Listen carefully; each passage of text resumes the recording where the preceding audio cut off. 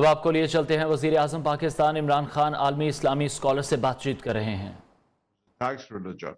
It's much better to attack religion than to try to emulate it as a caricature, making use of its name and its fame and its importance, but distorting it. But we live in such a world. We need more than talk. We need a reality of existence. We need people who can act as examples, from sportsmen to intellectuals, from writers to inventors. In every domain, we need people as models for devout Muslims who are dedicated really to the teaching of Islam and the Prophet, who at the same time love their society, love their fellow men, women, and the rest of nature, who are at the same time concerned with what concerns the young. I keep coming back to this world of nature. I'm the first person to have written about the environmental crisis, long before Lynn White or anybody else in the 1960s.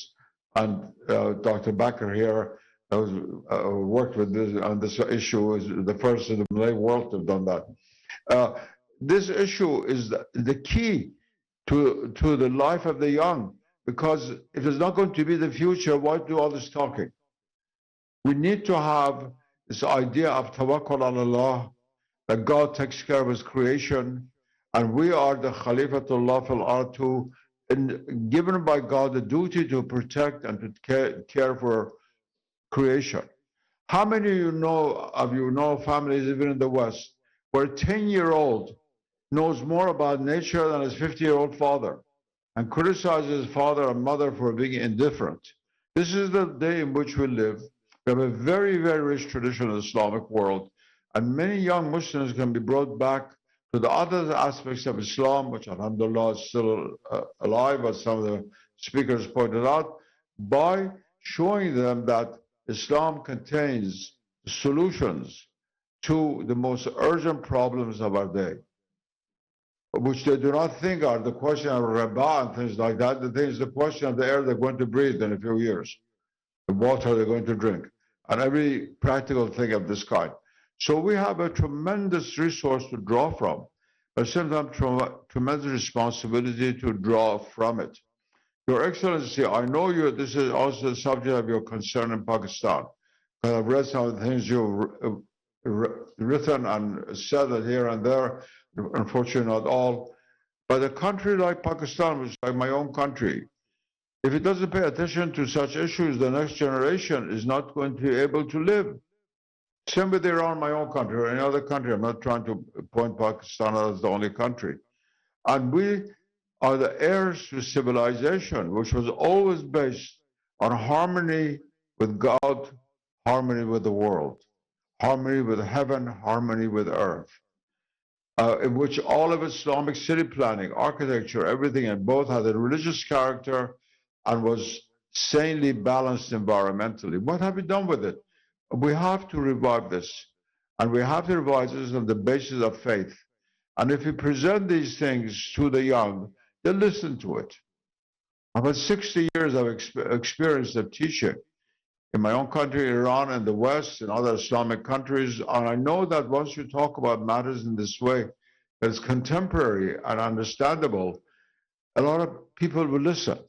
People are not interested in fine points of law, which the Taliban in Cairo had to learn 12 centuries ago. That's sacred and very important. That should be there. But we need actually to bring out these issues. And Your Excellency, I don't want to just to talk about Pakistan, but you're one of the very few Muslim leaders who is aware of these issues. Why don't you make Pakistan a place where meetings such as this take place regularly, where leaders even of young people who are interested in these things are brought to discuss these issues, and it will spread. There's no other place in the Islamic world which does it. No place. And inshallah, gradually this awareness will increase. As some of our speakers have said, the solution is not an immediate 24-hour engineering solution.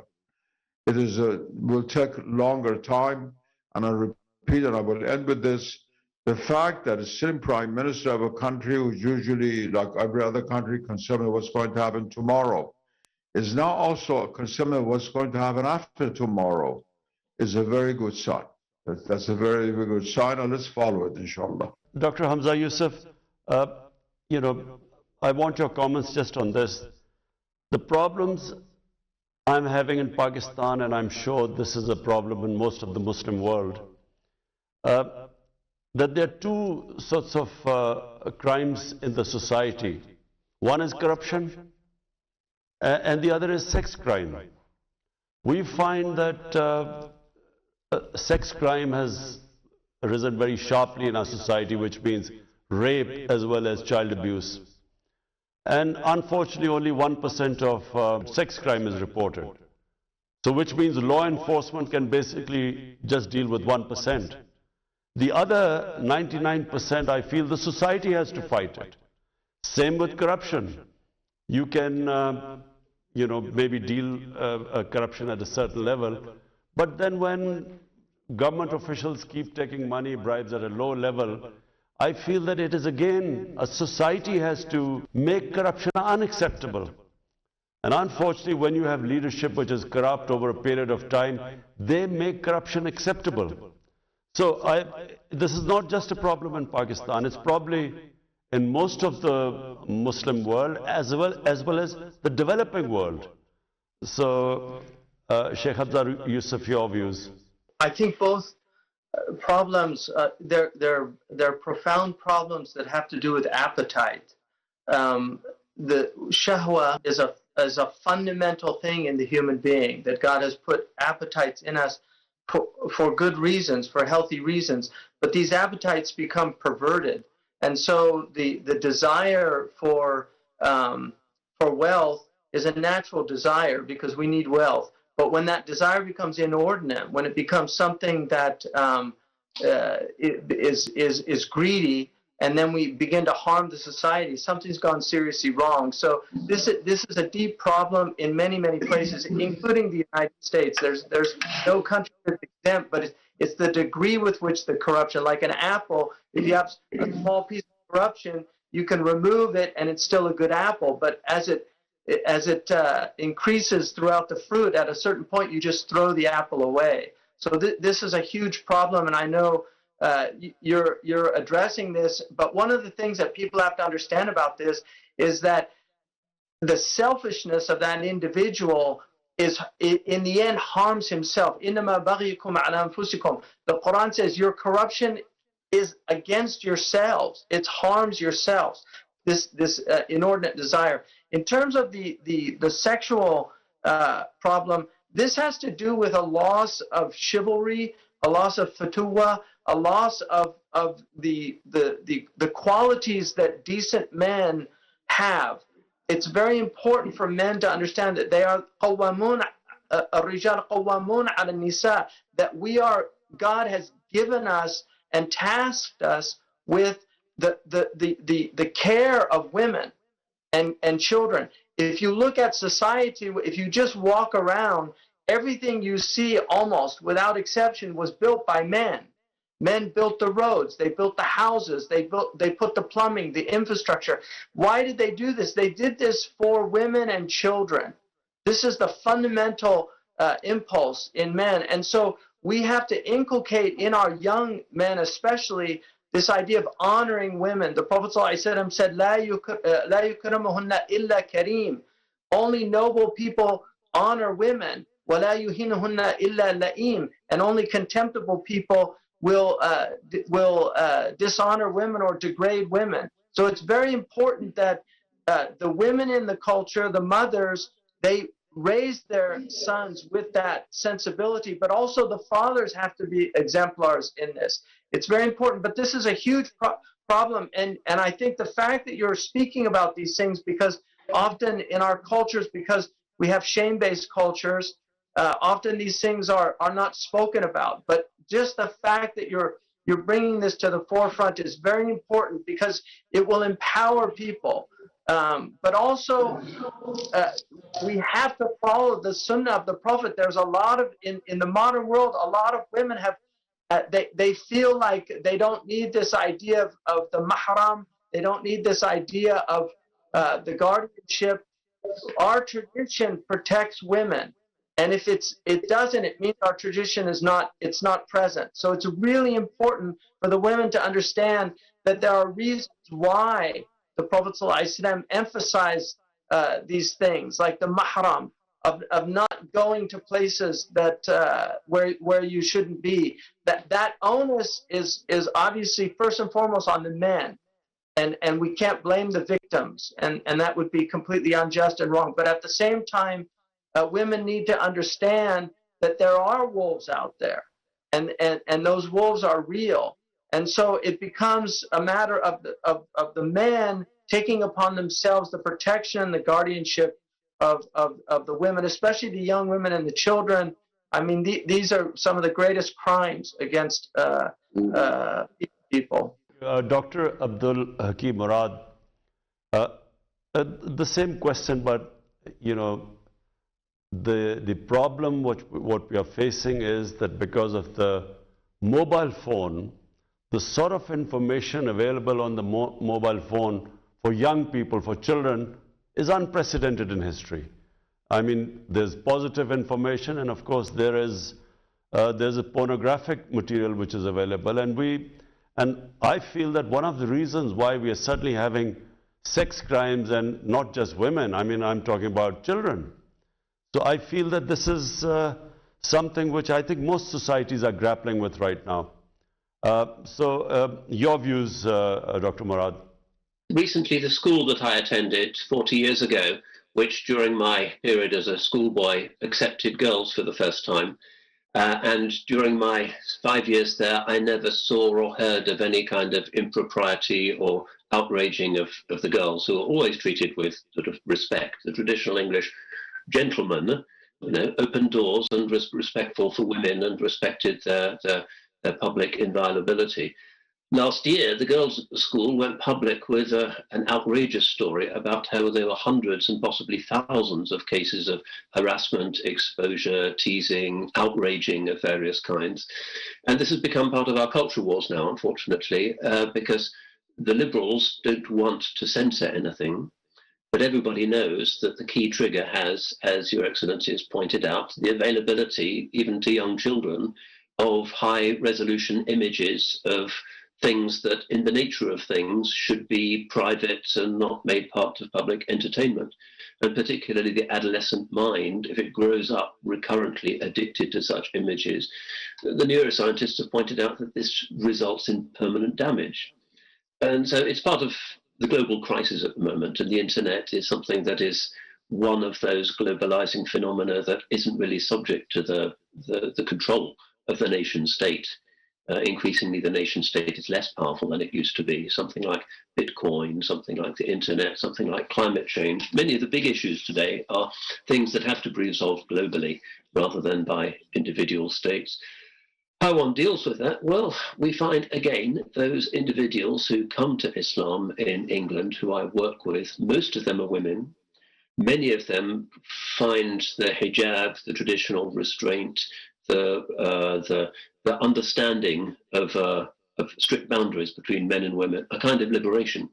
They don't like being in the law of the jungle and the world of vulnerability, abuse, sex crime, harassment, online dating. They want something that is more reasonable. So again, there is a catastrophe out there, but it's not the religions that have produced the catastrophe. It's another epiphenomenon of modernity. So to revert to your question to Sayyid Hossein Nasr, in order to attract the young people, we have to not just answer all of the questions that are coming from their modernity, but to point out that the crisis of modernity is ever continuing, ever escalating. Climate change is one aspect.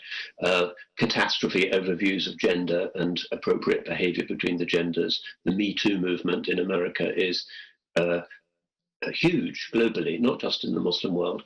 To see Islam with its very balanced ideas of gender, sexuality, appropriate relationship, hijab, as actually an amazing solution, and a solution that many young people who are joining Islam now have found to be a solution, as being a very good way of holding their attention, treating Islam not just as a heritage of old-fashioned things that need somehow to be justified, but rather as a divinely authored medicine chest remedies for the ever spiraling catastrophes of an out of control secular world. Dr. Rajab Shantruk, can you please just explain to us the sort of problems? Are these the sort of problems you're having in Turkey? Yes, Your Excellency, these are global problems, we face everywhere, not only in the UK or America or Pakistan or in Turkey, everywhere, because we are living under the influence of what they call globalization.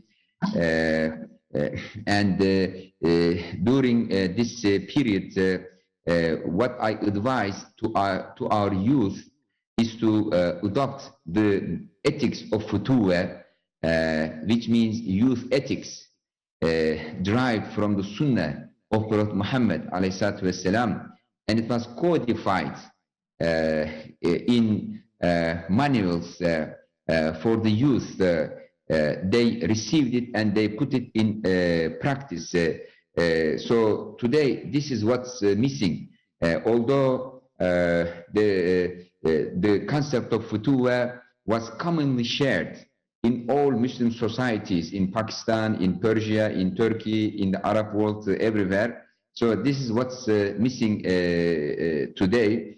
And today we are under the threat of postmodern, liberal, individual, subjective, relativist, post-truth ethics, and our youth is under the threat of extravagant consumption. The advertisements from all directions. In addition to the problems Professor Nasser and Sheikh Abdul Hakim Murad mentioned, I believe the most important threat today is this postmodern worldview and the postmodern ethics. And the only way our youth can resist to this very powerful trend is adopting the futuwa ethics, which was derived from the Sunnah. So this requires a strategy of rooted revival. Of course, we can't replicate the past as it is, but we need to preserve our roots and adopt a revivalist approach. Our youth should not be reactionary nor apologetic, but with self-confidence, recovering the memory of the past, feeling proud with our civilization, with our religion, with our history, and they should work for intellectual independence from the hegemony of this postmodern culture today.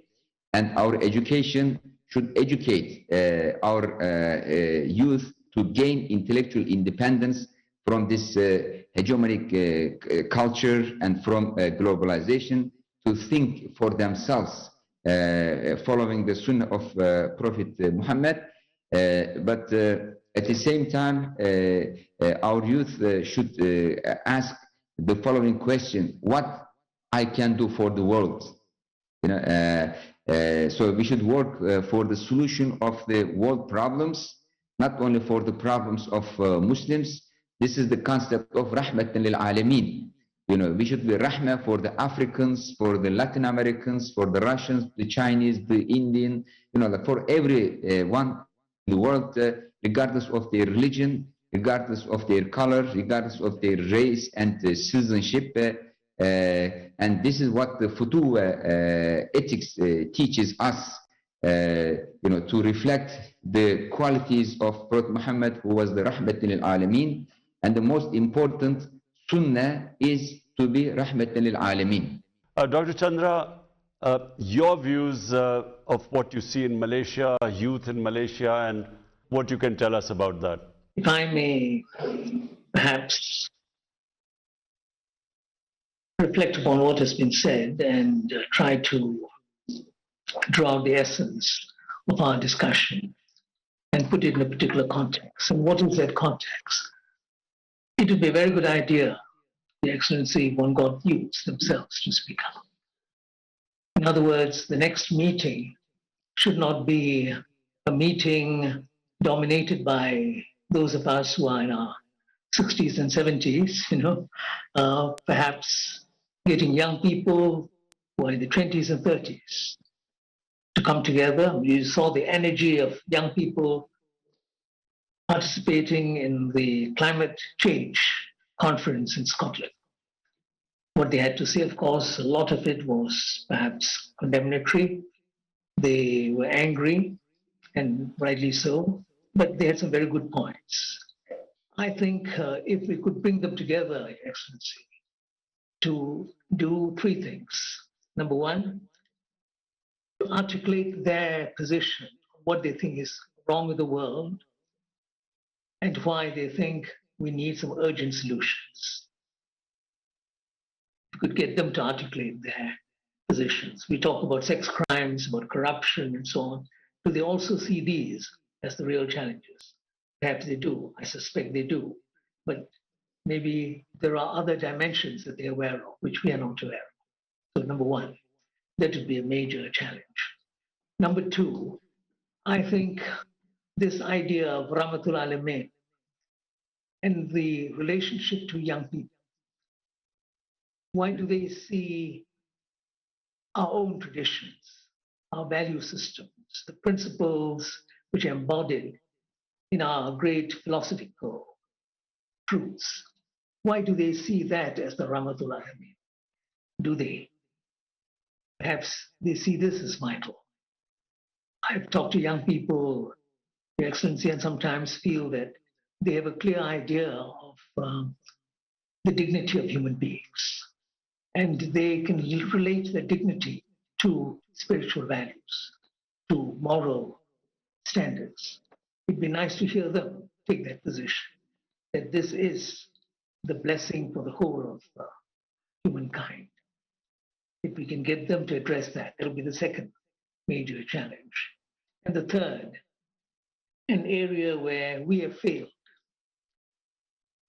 Generations of people with strong spiritual positions have somehow failed to show that this spiritual inheritance is a shared inheritance. It is not exclusive to any of us. It's not exclusive to Muslims, for instance.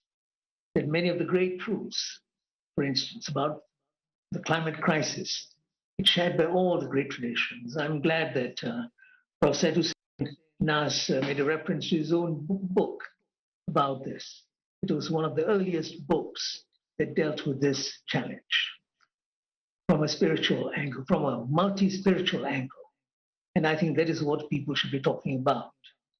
I asked some friends who attended the meeting in Scotland whether there were young people who made any reference to that book, because it is a book that had an impact on me as a young person decades ago. But they hadn't. And yet it's such a pity, because it is a book that unites people on this fundamental question of the crisis facing humankind today from a spiritual perspective, a shared spiritual perspective.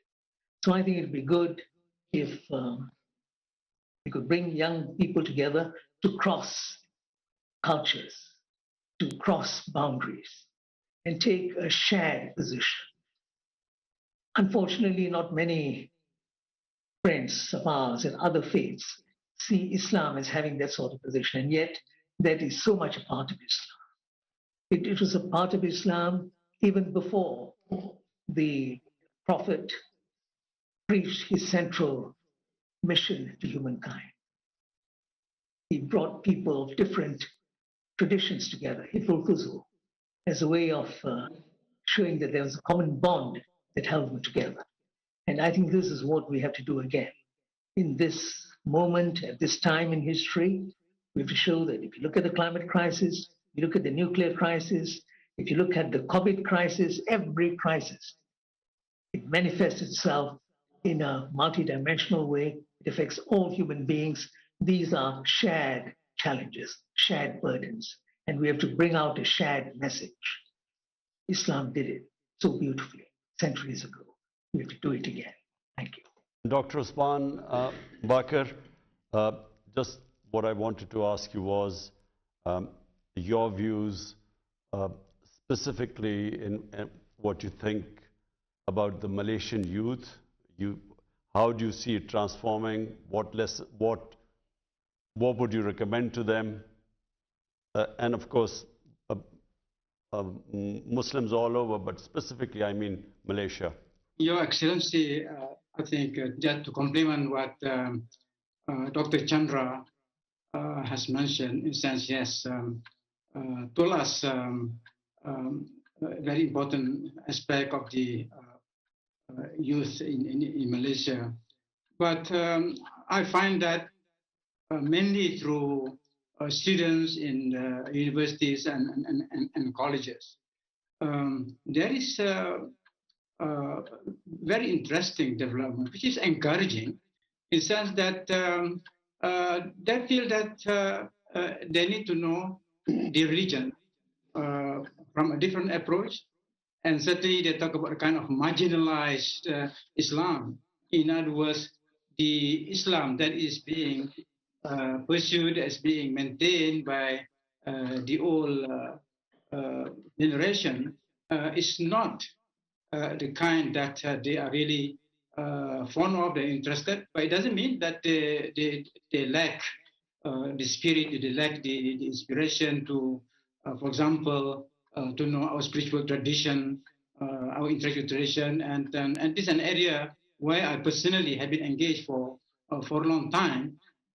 In other words, that they feel that this is what they need more. In other words, with due respect to the whole generation whose commitment to religion, has contributed many things, but they feel that perhaps something about religion, especially in Malaysia, being a multi-religious country, a very pluralistic society, more than 40% of the population are non-Muslims. For example, I encourage them for dialogue, because I really feel, I know Dr. Chandra has been with me before in both interreligious dialogue or intercultural dialogue. The idea is that for the future, it's very, very important for Malaysia that if you want to bring about stability and a good future for the country, we must have interfaith harmony. That is something new, which the old generation is indifferent to it, but the younger generation, I find that more and more of them are coming out. They want to know more what Islam has got to say about interfaith, interreligious relationship. And of course, I think in the case of Malaysia, because when we talk about intra-Islamic relations, it's quite different, say, from Pakistan, because we belong to the same school of thought denomination. So the problem is less, but still we have to deal with the question of intra-Islamic unity.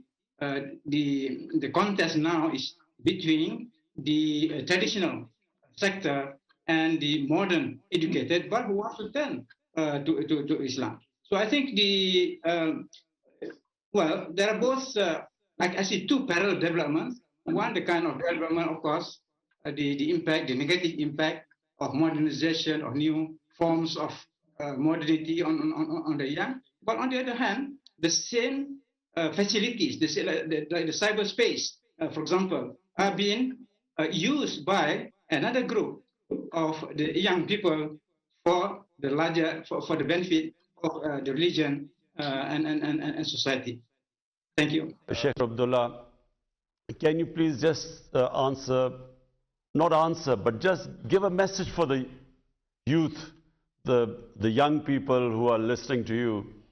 I just want you to give them a message. What would you advise them, given the contemporary influences on them, all the issues caused by social media, inundation of knowledge, which never was available to children, young people at this age. So what would you advise the young people? شكرا معالي رئيس الوزراء، أشكره وأريد أن أقول إن نحن إذا تكلمنا عن الشباب في دولة واحدة نكون قد ظلمناه، لأن الشباب الآن متأثر بالعولمة. نحن نعيش عولمة أخلاقية وكما قال معالي رئيس الوزراء، السوشيال ميديا هذه الوسائط الاتصال هي تؤثر كثيرا في الشباب. ولأجل ذلك أنا أرى أن كلمة السكينة التي بدأنا بها، هو الذي أنزل السكينة في قلوب المؤمنين. كلمة السكينة هي كلمة مهمة جدا، لأن السكينة هي حالة تتنزل على النفوس وتؤثر في الأعمال، فلا بد أن نبحث عن هذه السكينة كي تتنزل في قلوب شبابنا. رسالتي للشباب هو السكينة، هو أخلاق السكينة. أخلاق السكينة هي أخلاق ليس فيها انفعال، الانفعال فيها لا يؤثر، بل الفعل يكون نتيجة للعقل وللدين، وليس نتيجة للغضب ولا نتيجة للأنانية. فالسكينة هي التي أنصح بها الشباب، لكني أنصح بشيء آخر، هو في موقع الرئاسة في بلد عظيم مثل باكستان أن تكون هناك جامعة للأخلاق. عندنا جامعة الهندسة، لماذا لا تكون في جامعة لهندسة الأخلاق النفوس، لتقدم دليل الأخلاق جاي للأخلاق. لا بد من شيء من الفلسفة وشيء من التصوف. لماذا فلسفة إقبال ليست معروفة كثيرا على مستوى الشباب؟ لماذا التعليم ليس جيدا؟ هذه كلها مسائل مؤثرة. لا بد من التعليم، لا بد من المثل، لا بد أن يتعلم بعض الشباب حتى يكون قدوة للشباب، تعليم بالنظير. فهذه هي المسائل التي أهتم بها.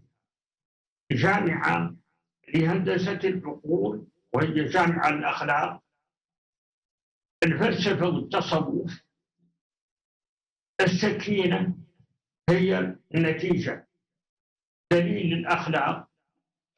العولمة الآن هي أمر لا مرد له، فلا بد أن نتعامل معه بشيء من الفكر ومن الأخلاق النبوية التي هي الحقيقة التصوف الصحيح والفلسفة الصديقة، هي كلها تصب في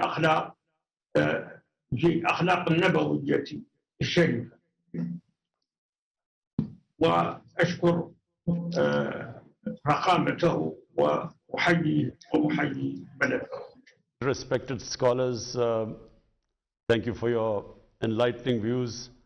I will again would like maybe once a month or once in 2 months ask you for a meeting where we can talk about contemporary issues that are very important for the Muslim world, to hear the views of scholars like you. And my whole idea of forming this Rahmatul Alameen authority, the idea is that we through the seerah of our Prophet, we unite human beings. And secondly, we raise the moral and ethical standards of our society, just like in the state of Medina, our Prophet did almost 1500 years ago. Thank you. Imran Khan आलमी scholars से मुकालमा कर रहे थे। उनका ये कहना था कि ज़्यादती के वाक़यात के खिलाफ मुआशरे को लड़ना होगा। नौजवान आज इंतहाई मुश्किल दौर से गुजर रहे हैं।